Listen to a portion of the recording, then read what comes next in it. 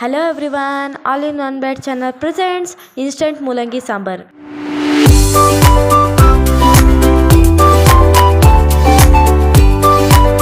ಈ ಇನ್ಸ್ಟೆಂಟ್ ಮೂಲಂಗಿ ಸಾಂಬಾರ್ ಮಾಡೋದು ತುಂಬ ಈಸಿ. ಇನ್ಸ್ಟೆಂಟಾಗಿ ಮಾಡ್ಕೋಬೋದು ಒಂದು 10 ನಿಮಿಷದಲ್ಲಿ.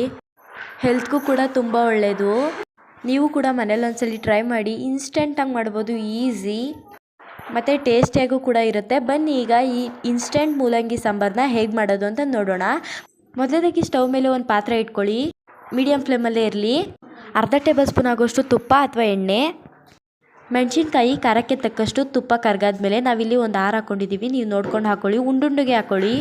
10-12 ಬೆಳ್ಳುಳ್ಳಿ ಹೆಸಲು ಸಿಪ್ಪೆ ಸುಳಿದ್ಬಿಟ್ಟು ಹಾಕ್ಕೊಂಡು ಒಂದು ಸ್ವಲ್ಪ ಹೊತ್ತು ಈ ಥರ ಫ್ರೈ ಮಾಡ್ಕೊಳ್ಳಿ.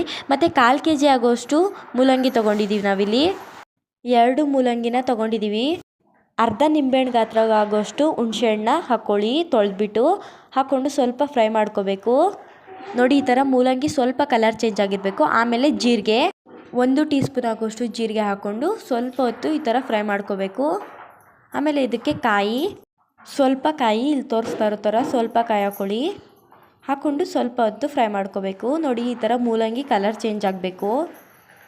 ನೋಡಿ, ಈ ಥರ ಮೂಲಂಗಿ ಎಲ್ಲ ಈ ಥರ ಕಲರ್ ಚೇಂಜ್ ಆಗಿ ಕಾಯೆಲ್ಲ ಸ್ವಲ್ಪ ಕಲರ್ ಚೇಂಜ್ ಆದಮೇಲೆ ಒಂದು ಮಿಕ್ಸಿ ಜಾರ್ ತೊಗೊಂಡು ನಾವೇನು ಹುರ್ಕೊಂಡ್ವಿ ಅಲ್ವಾ ಅದನ್ನೆಲ್ಲ ಹಾಕ್ಕೊಂಡು ಮತ್ತು ಇದಕ್ಕೆ ಕೊತ್ತಂಬರಿ ಸೊಪ್ಪು ಸ್ವಲ್ಪ ಹಾಕ್ಕೊಂಡು ಸ್ವಲ್ಪ ರುಬ್ಬೋದಕ್ಕೆ ಎಷ್ಟು ಬೇಕೋ ಅಷ್ಟು ನೀರು ಹಾಕ್ಕೊಂಡು ಈ ಥರ ಪೇಸ್ಟ್ ಮಾಡ್ಕೋಬೇಕು. ರುಬ್ಕೊಳ್ಳಿ. ಈ ಥರ ನೋಡಿ, ಈ ಥರ ಆಗಿರಬೇಕು. ಈ ಥರ ಪೇಸ್ಟ್ ಮಾಡ್ಕೊಳ್ಳಿ.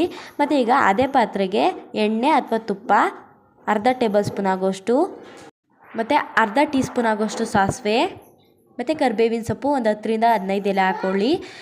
ಅದೆರಡು ಕೂಡ ಚಟಪಟ ಅಂತ ಸಿಡ್ದಾದ್ಮೇಲೆ 2 ಒಣಮೆಣ್ಸಿನ್ಕಾಯಿ ತೊಳೆದ್ಬಿಟ್ಟು ಈ ಥರ ಮಧ್ಯ ಮುರಿದ್ಬಿಟ್ಟು ಹಾಕ್ಕೊಳ್ಳಿ. ಮತ್ತು ಸ್ವಲ್ಪ ಈರುಳ್ಳಿ ಈ ಥರ ಚಿಕ್ಕದಾಗಿ ಕಟ್ ಮಾಡಿರೋದನ್ನ ಹಾಕ್ಕೊಂಡು ಈರುಳ್ಳಿ ಎಲ್ಲ ಸ್ವಲ್ಪ ಫ್ರೈ ಆಗೋವರೆಗೂ ಫ್ರೈ ಮಾಡ್ಕೊಂಡಾದ್ಮೇಲೆ ನಾವೇನು ರುಬ್ಬಿಟ್ಕೊಂಡಿದ್ವಿ ಅಲ್ವಾ ಆ ಪೇಸ್ಟ್ನ ಹಾಕ್ಕೊಂಡು ಫ್ರೈ ಮಾಡ್ಕೋಬೇಕು.